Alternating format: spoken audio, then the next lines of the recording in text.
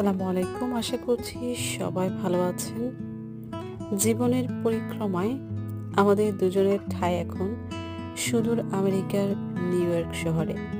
আটলান্টিকের তীরে এই বিশাল জনবহুল শহরটিতে আমাদেরও ছোট্ট ঘর হয়েছে এবং আমি এই শহরটিতে খুব সাম্প্রতিক সময়ে এসেছি। আমি আমার অনেক ভিডিওতে শেয়ার করেছি কথাটা। আজকে যেই চার্জিং বোর্ড এরিয়াটা আপনারা দেখতে পাচ্ছেন, এই ভিডিওটা আমার কয়েক মাস পূর্বে করা। আমি যখন প্রথম এসেছি আমরা যেই জায়গাগুলো ঘুরে দেখেছি, সেই জায়গাগুলো কিছু কিছু ভিডিও আমার কাছে ছিল, সেগুলো আমি অ্যাড করছি আমার চ্যানেলটিতে। কারণ আমার কাছে মনে হচ্ছে যে আজকের এই ভিডিওগুলো একদিন আমাদের স্মৃতিতে রোমন্থন সৃষ্টি করবে। আজকের এই আনন্দের দিনটাকে স্মরণ করার জন্য সেই চিন্তা থেকে আমার এই ভিডিওগুলো আপলোড করা। আমরা ডাউন টাউনের যে এরিয়াগুলো আছে, চার্জিং বোর্ড এরিয়া থেকে ব্যাটারি পার্কের দিকে যাই এবং ব্যাটারি পার্কে বিকেলের যে সূর্যাস্ত সৌন্দর্যের বিষয়গুলো আছে সেগুলো দেখার জন্য সেখানে আমরা অনেকটা সময় অপেক্ষা করে বসে থাকি। এখান থেকে স্ট্যাচু অফ লিবার্টিটা দেখা যাচ্ছে, যদিও আমার ক্যামেরাতে হয়তো খুব ভালো দেখা যাচ্ছে না, আমি সেটা ধারণ করতে পারিনি। আমি জাস্ট ছোট ছোট করে ভিডিও নিয়েছিলাম, যার কারণে খুব ভালো করে কোনো কিছুই আমি হয়তো দেখাতে পারিনি।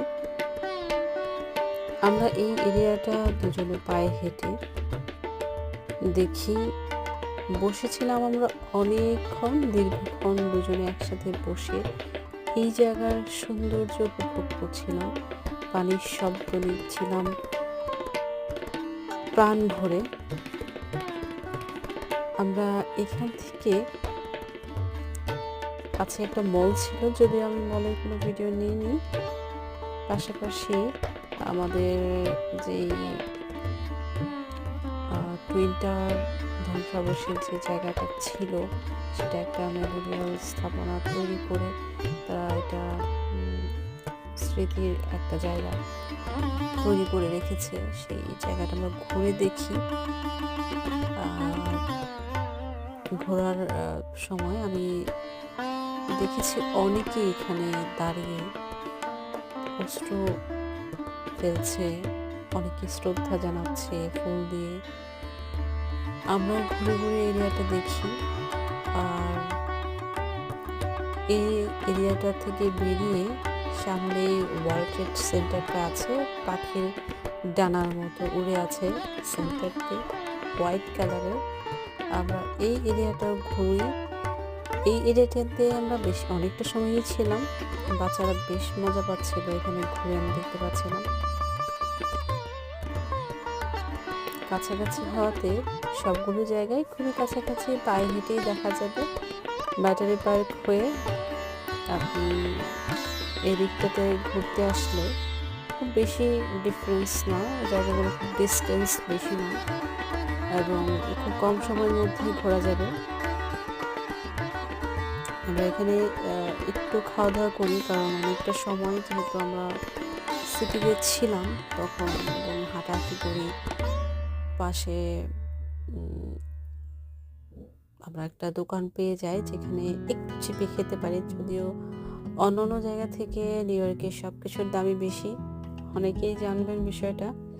আমরা খাওয়া দাওয়া করে পাশেই বসেছিলাম, যেখানে আমি ফ্রিডম টাওয়ারের একটা ক্লিপ নেই, যেটা আমার ভিডিও শেষের দিকে দেখতে পারবেন।